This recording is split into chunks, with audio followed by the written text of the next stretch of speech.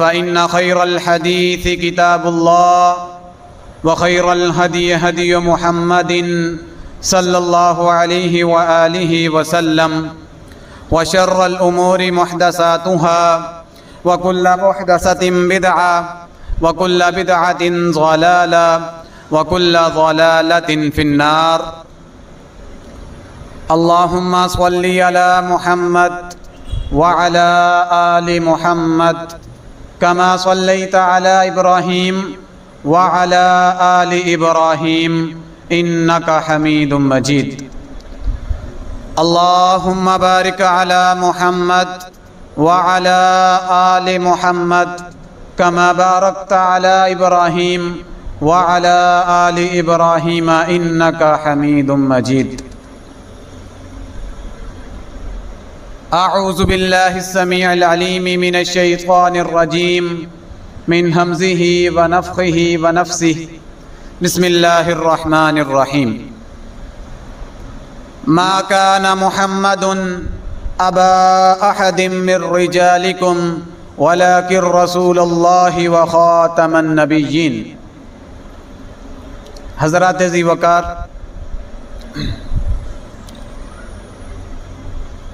ہماری بہت بڑی بدقسمتی اور بد نصیبی ہے کہ ہم نے دنیا میں آ کر ایک سے ایک کام، ایک سے ایک تجربہ، ایک سے ایک علم حاصل کیا، لیکن نہیں سیکھا، نہیں سمجھا، نہیں جانا تو دین اسلام کو نہیں جانا، دین اسلام کو نہیں سمجھا، دین اسلام کو نہیں سیکھا۔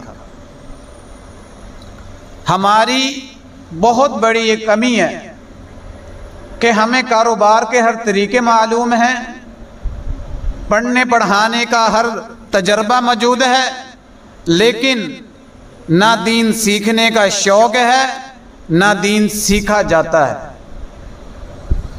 کیوں؟ ہمیں یہ لگتا ہے کہ یہ بے فائدہ بے معنی چیز ہے دین، نعوذ باللہ من ذالک۔ حالانکہ اللہ رب العزت نے انسانوں کو فقط دین کی سربلندی کے لیے اور اپنی وحدانیت کو پوری کائنات میں پھیلانے کے لیے انسانوں کو پیدا کیا ہے، اور آج ہم کیا کر رہے ہیں؟ اپنے اپنے کاموں میں، اپنے اپنے کاروبار میں، اپنی زندگی میں مست ہوئے ہیں، مصروف ہوئے ہیں، فکر ہی نہیں ہے۔ آج کے دور کے اندر بے شمار فتنے، کہیں منکر حدیث ہے، کوئی لوگ حدیث کا انکار کرنے والے، کہیں الحاد کا فتنہ ہے، کہیں ختم نبوت کے اوپر ڈاکہ ڈالا جا رہا ہے، اور کہیں صحابہ کرام کی ناموس کی خاطر لوگ لڑ رہے ہیں، صحابہ کو برا بھلا کہا جا رہا ہے۔ مختلف فتنے اس دور کے اندر موجود ہیں۔ ایک فتنہ یہ بھی ہے کہ ہم سب کچھ سیکھ لیتے ہیں لیکن دین نہیں سیکھتے، یہ فتنہ ہے، بہت بڑا فتنہ ہے۔ یہ ایسا فتنہ ہے کہ سب فتنوں پر غالب ہے، کہ ہم اس فتنے میں اگر مبتلا ہو گئے تو ہماری دنیا بھی برباد ہے، آخرت بھی برباد ہے۔ آج اس خطبہ جمعہ کے اندر آپ کے سامنے ایک ایسی بات، ایک ایسا عقیدہ، ایک ایسا نظریہ رکھنا چاہتا ہوں جو انتہائی ضروری اور انتہائی اہمیت کا حامل ہے۔ آج کی گفتگو بہت زیادہ توجہ کے ساتھ، دل جمی کے ساتھ سماعت فرمائیے گا۔ کیوں؟ یہ آپ کی میری بات نہیں۔ اگر ہم محبت رسول کا دعویٰ کرتے ہیں، عاشق رسول ہونے کا دعویٰ کرتے ہیں، تو ہر عاشق رسول کے لیے، ہر محب رسول کے لیے آج کا یہ خطبہ سننا ضروری ہے، سمجھنا ضروری ہے، اس پر عمل کرنا ضروری ہے۔ اللہ خالق کائنات قرآن مجید میں فرماتا ہے، ما کان محمد ابا احد من رجالکم वलाकिन रसूल अल्लाह व खातमन नबिय्यीन, कि ये पैगम्बर जनाब मुहम्मदुर रसूलुल्लाह सल्लल्लाहु अलैहि व आलिहि वसल्लम किसी इंसान के, किसी शख्स के बाप नहीं है, किसी उम्मतों के, किसी फलसफे झाड़ने वालों के, किसी साइंसदानों के बाप नहीं है, बल्कि ये नबी हैं, ये रसूलुल्लाह हैं और ये खातमुन नबिय्यीन हैं। आज के खुतबा जुमा के अंदर लफ्ज़ अकीदाए ख़त्म नबूवत, अकीदाए ख़त्म नबूवत किसे कहते हैं, इस लफ्ज़ के ऊपर हमने गौर करना है और इसको समझना है। अकीदाए ख़त्म नबूवत किसे कहा जाता है और ये क्या है। ये तीन अल्फाज हैं, अकीदा, ख़त्म, नबूवत। तीनों अल्फाज की आज मैंने सिर्फ वजाहत करनी है, ये नहीं कि कादियानियों से किस तरह बचना है, जो गैर मुस्लिम है उनसे किस तरह बचना है, उनको किस तरह अपने नबी की शान सुनानी है या किस तरह उनको कुरान की तरफ लाना है। नहीं, ये सब बातें बाद में, कादियानियों को मुसलमान करना बाद में। पहले हर मुसलमान को ये पता होना चाहिए कि अकीदाए ख़त्म नबूवत क्या चीज़ है, ये है क्या, इसका माना, मफ़हूम, इसकी लुग़वी व इस्तिलाही माना क्या है। अकीदा उक़द से माखूज़ है। उक़द कहते हैं गिराह को। अल्लाह रब्बुल इज़्ज़त कुरान मजीद में हज़रत मूसा अलैहिस्सलाम की दुआ ज़िक्र करते हैं। सूरह तौहा है, अल्लाह फरमाता है कि मेरे मूसा ने ये दुआ की, रब्बिश्रह ली सदरी व यस्सिर ली अमरी वहलुल उक़दतम मिन लिसानी। वहलुल, ए अल्लाह खोल दे, उक़दा, अक़ाइद, अक़ीदा, उक़द, उक़द से माखूज़ है अक़ीदा। उक़दतम मिन लिसानी, ए अल्लाह मेरी ज़ुबान की गिरह को खोल दे। वहलुल, खोल दे, उक़दतम मिन लिसानी, गिरह को, मिन लिसानी, मेरी ज़ुबान की। ये मूसा अलैहिस्सलाम दुआ कर रहे हैं। तो क्या मालूम हुआ कि अक़ीदा का माना होता है गिरह, ये उक़द से माखूज़ है। अक़ीदा इस्तिलाह के अंदर उस बात को, उस खबर को कहा जाता है जिसके बारे में आपका दिल तस्दीक करे, आप उसको हक समझें और आप उसके खिलाफ सुनना और देखना ना पसंद करें, उसके खिलाफ सोचना, उसके खिलाफ अमल करना, उस बात से आप डरें। अकीदा इसको कहा जाता है। अब इसकी मोटी और आम फहम मिसाल ये है, हमारा अकीदा है कि अल्लाह वाहदहू ला शरीक है, अल्लाह हमारा रब है, ये हमारा अकीदा है। और मोहम्मद मुस्तफ़ा आखिरी नबी हैं, खातमुन नबिय्यीन हैं और तमाम अंबिया किराम के सरदार हैं, हम उनकी आखिरी उम्मत हैं। ये क्या है, हमारा अकीदा है। ये कहाँ से अकीदा बना, ये ईमान से अकीदा बना। दिल ने इस बात को समझा कि एक रब है जो कायनात का निज़ाम चला रहा है, फिर हम मुसलमान हैं।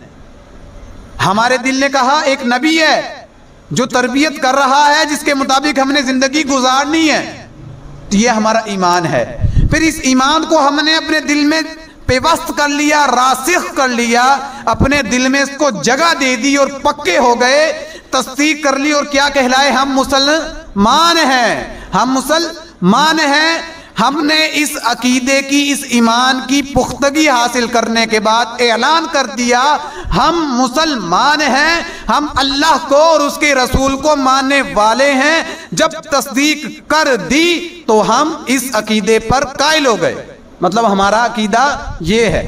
अकीदा दो किस्म का होता है, अकीदा दो किस्म का होता है। एक हक बात पर भी अकीदा होता है, एक बातिल बात पर भी अकीदा होता है। हम हक मानते हैं, अल्लाह हक है, उसका रसूल हक है। बातिल अकीदे वाले क्या हैं, वो कहते हैं कि बुत भी देते हैं, हजरत ईसा अलैहिस्सलाम भी खुदा हैं, कब्र वाले भी देते हैं। ये अकीदा क्या है, बातिल अकीदा है। हालांकि वो अकीदे को अच्छा समझ रहे हैं। عقیدہ بنتا ہی تب ہے جب کسی چیز کو اچھا اور صحیح سمجھا جائے، اچھا اور صحیح سمجھا جائے۔ بت پرست کو آپ کہیں آپ اس کی کیوں پوجا کرتے ہیں، یہ تو پتھر کا ہے۔ قبر پرست کو کہیں قبر والے کی پوجا کیوں کرتے ہو، اسے کیوں مانگتے ہو، یہ تو مر چکا ہے۔ وہ کہتے ہیں نہیں، یہ دیتا ہے۔ وہ اس کو حق سمجھتے ہیں، اس کو صحیح سمجھتے ہیں۔ کسی بات کو حق سمجھنا عقیدہ کہلاتا ہے، بے شک وہ بات اچھی ہو یا بری ہو۔ اب ہمارا عقیدہ ہے کہ اللہ کے علاوہ کوئی مشکل کشا نہیں، یہ اچھا ہے، یہ اچھی بات ہے اور یہ حق عقیدہ ہے۔ لوگ کہتے ہیں فلاں مشکل کشا ہے، فلاں بت دینے والا ہے، فلاں قبر والا دینے والا ہے، یہ عقیدہ باطل ہے، لیکن وہ لوگ تو صحیح سمجھ رہے ہیں نا، اس لیے انہوں نے یہ عقیدہ بنا لیا ہے۔ اب لوگوں کا عقیدہ یہ ہے کہ مرزا قادیانی اللہ کا نبی ہے، احمدی کہلاتے ہیں وہ، لیکن اصل عقیدہ، صحیح عقیدہ یہ ہے کہ محمد الرسول اللہ صلی اللہ علیہ وسلم آخری نبی ہیں، خاتم النبیین ہیں، یہ صحیح عقیدہ ہے۔ حالانکہ وہ اپنا عقیدہ اس پر بنایا ہوا ہے، مرزا قادیانی پر، لیکن ان کا عقیدہ باطل ہے، وہ بری بات کو اپنا عقیدہ بنا کے بیٹھے ہوئے ہیں، اور ہم نے حق اور اچھی بات کو عقیدہ بنایا ہوا ہے۔ سمجھ آ گئی عقیدہ کس کو کہتے ہیں؟ کہ عقیدہ کسی بات کو دل و جان سے تسلیم کر لینا، اس کو اچھا اور حق سمجھنا، اس کو عقیدہ کہتے ہیں۔ اب آگے چلیے، خاتم النبیین اور ختم نبوت، یہ لفظ کیا ہے؟ یہ لفظ کیا ہے؟ کہاں سے نکلا؟ کیوں بیان کیا جاتا ہے؟ کیا اس کا ذکر قرآن مجید میں ہے؟ خاتم کا معنی ہوتا ہے مہر، مہر، جس طرح قرآن مجید میں اللہ فرماتا ہے سورہ بقرہ میں، ختم اللہ علی قلوبہم وعلی سمعہم وعلی ابصارہم غشاوہ، ہم نے ان کافروں کے دلوں پر، ان کی آنکھوں پر، ان کے کانوں پر مہر لگا دی، یہ حق کو نہیں سمجھتے۔ کیا معنی؟ خاتم کا ایک معنی کیا ہوتا ہے؟ مہر، مہر لگا دینا۔ اللہ قرآن میں کہتا ہے نا، ما کان محمد ابا احد من رجالکم ولکن رسول اللہ وخاتم النبیین، کہ یہ پیغمبر جناب محمد رسول اللہ، یہ میرے رسول ہیں بنائے گئے، اور یہ صرف رسول نہیں ہے، یہ خاتم النبیین ہیں، آخری نبی ہیں۔ خاتم کا کیا معنی ہوتا ہے؟ مہر۔ اب ایک خط ہے، ڈاک خانے میں جاتی ہے تو اوپر وہ اپنے ڈاک خانے کی کیا لگا دیتے ہیں؟ مہر لگا دیتے ہیں، سٹیمپ لگا دیتے ہیں کہ یہ لیٹر، یہ خط اب بند ہو چکا ہے، اس کے اندر کوئی چیز جانے کی گنجائش نہیں ہے۔ مہر لگ گئی، پیغمبر علیہ الصلوۃ والسلام مہر آ کے آپ نے نبوت کے دروازے پہ لگائی، تو اس کا معنی یہ ہے کہ آپ نے نبوت کے دروازے پر مہر لگا دی ہے، نبوت کا دروازہ اب کبھی نہیں کھلے گا، آپ خاتم النبیین ہیں۔ خاتم کا معنی کیا ہوتا ہے؟ ایک معنی مہر، جس طرح میرے پیغمبر نے فرمایا، ایک شخص گھر بناتا ہے، پورا گھر مکمل ہو چکا ہے، صحیح مسلم کی حدیث ہے، ایک شخص گھر بناتا ہے، پورا گھر مکمل ہو جاتا ہے، لیکن ایک اینٹ کی جگہ باقی رہتی ہے، ایک اینٹ کی جگہ، اس اینٹ کے اندر، اس اینٹ کی جگہ پر ایک اینٹ رکھ دی جاتی ہے، پھر وہ گھر مکمل ہو جاتا ہے، اس میں کوئی گنجائش نہیں رہتی۔ پیغمبر علیہ الصلوۃ والسلام نے فرمایا، میں وہ آخری اینٹ ہوں، وَأَنَا خَاتَمُ النَّبِيِّينَ، اور میں ختم نبوت کے دروازے پر مہر لگا کے آیا ہوں، میں خاتم النبیین ہوں، میں آخری نبوت کی اینٹ ہوں، میرے بعد کوئی نبی نہیں آئے گا۔ ایک معنی کیا ثابت ہوا قرآن و حدیث سے کہ خاتم کا معنی کیا ہوتا ہے؟ مہر۔ دوسرا معنی، خاتم کا معنی ہوتا ہے انتہا کو پہنچ جانا، انتہا کسی چیز کی۔ خاتم النبیین کا معنی ہوتا ہے وہ شخصیت، وہ ہستی جس کے ذریعے نبوت کی انتہا ہوئی، نبوت کے آخری مقام، آخری سٹیج آیا اور نبوت ختم کر دی گئی، جس ہستی پر اس کو خاتم النبیین کہا جاتا ہے، انتہا کو بھی کہا جاتا ہے خاتم۔ میرے پیغمبر علیہ الصلوۃ والسلام کی حدیث ہے، پیغمبر علیہ الصلوۃ والسلام نے فرمایا وَأَنَا الْعَاقِبُ، میں عاقب ہوں، وَالْعَاقِبُ الَّذِي لَيْسَ بَعْدَهُ نَبِيٌّ، عاقب کا معنی ہوتا ہے آخری میں آنے والا، اور عاقب وہ ہوتا ہے جس کے بعد کوئی نبی نہ آئے۔ تو میرے پیغمبر کون ہیں؟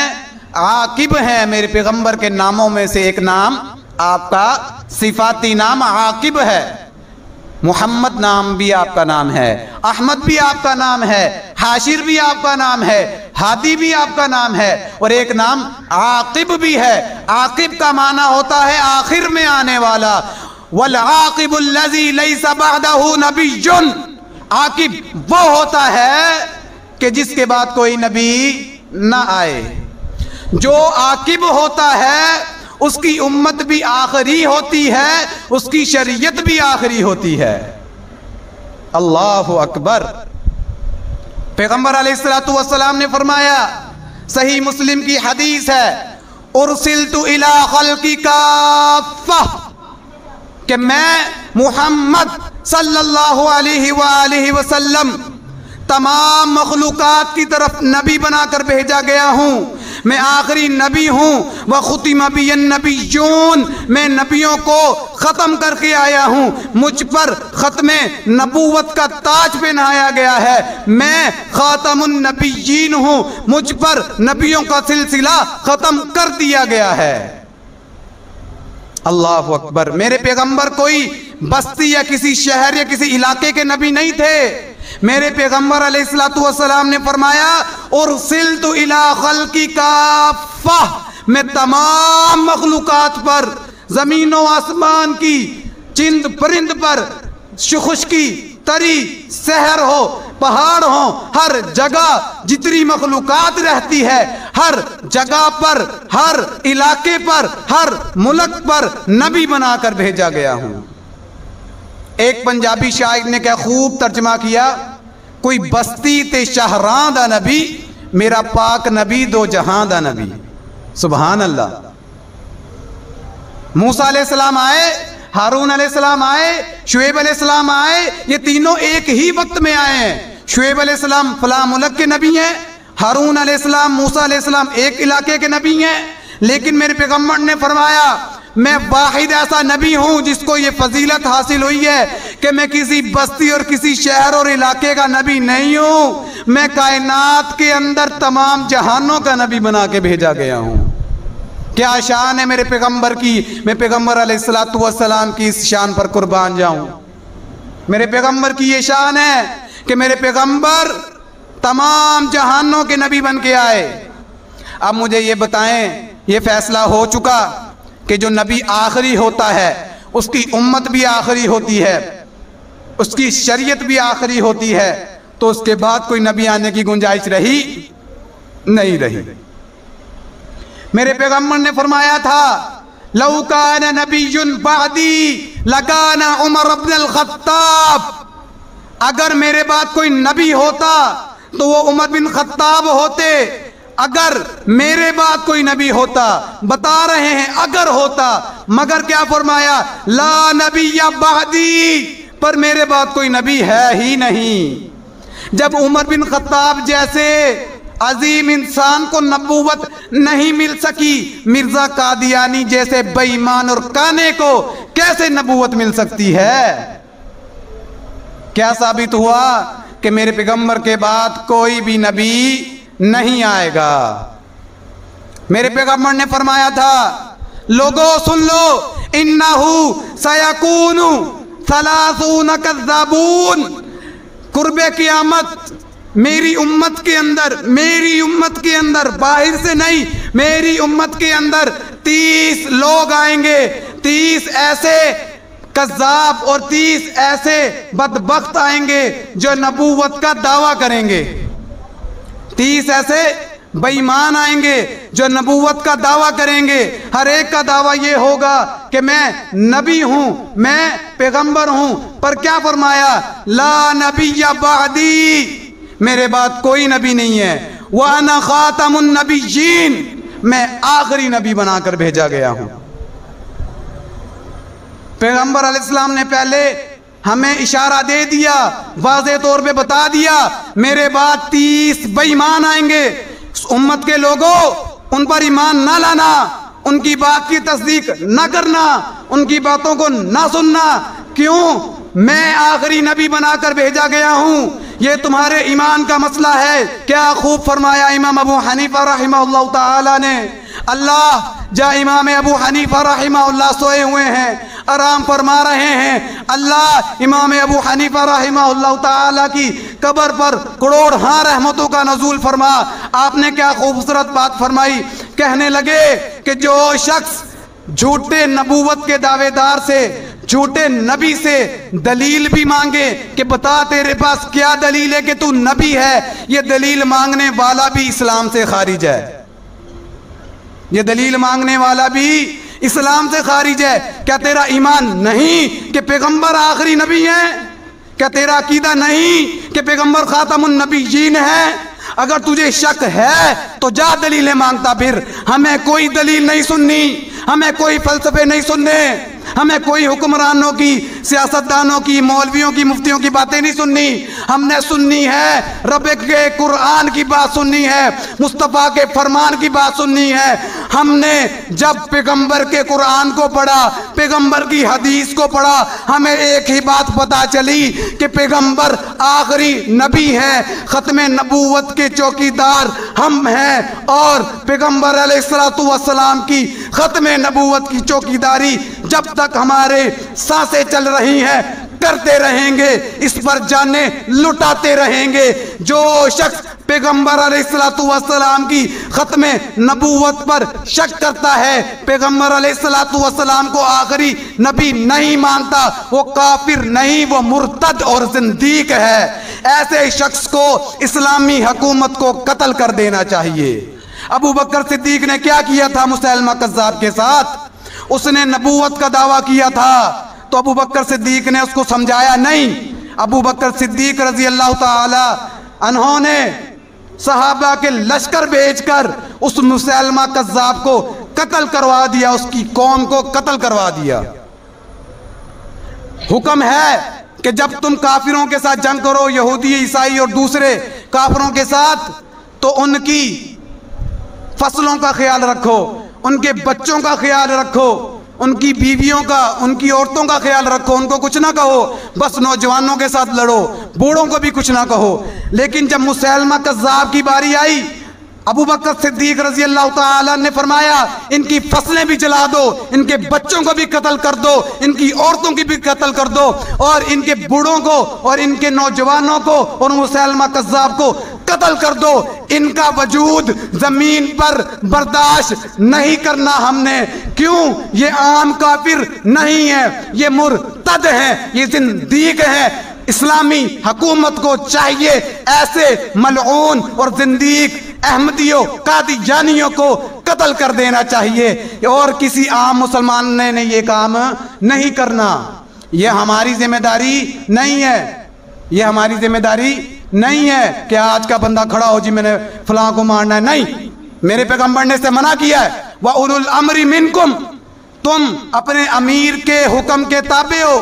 یہ کام ریاست کا کام ہے، عام بندے کا کام نہیں۔ اگر یہ عام بندے کا کام ہو، یہ تو فطرہ کھڑا ہو جائے گا، وہ اس کو قتل کر رہا ہے، وہ اس کو قتل کر رہا ہے۔ نہیں، بات سمجھیں، میرے کہنے کا یہ مقصد نہیں ہے کہ ہر بندہ جا کے مرتد کو قتل کر دے، مرتد کے اوپر FIR کٹوائے، مرتد کے بارے میں حکومت کو اطلاع دے، حکومت کا کام ہے اس کو سزا دے، اس کو قتل کرے۔ ابو بکر صدیق نے اس کا وجود زمین پہ برداشت نہیں کیا، نہ ان کی عورتوں کا، نہ ان کے بچوں کا۔ کیوں؟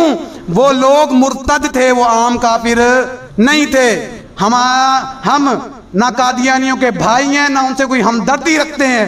ہماری محبت، ہمارا پیار، ہماری یاری، ہمارا احترام اسی کے ساتھ ہے جو ختم نبوت کا چوکیدار ہے، جو ختم نبوت کو ماننے والا ہے، جو پیغمبر علیہ السلام کو خاتم النبیین مانتا ہے۔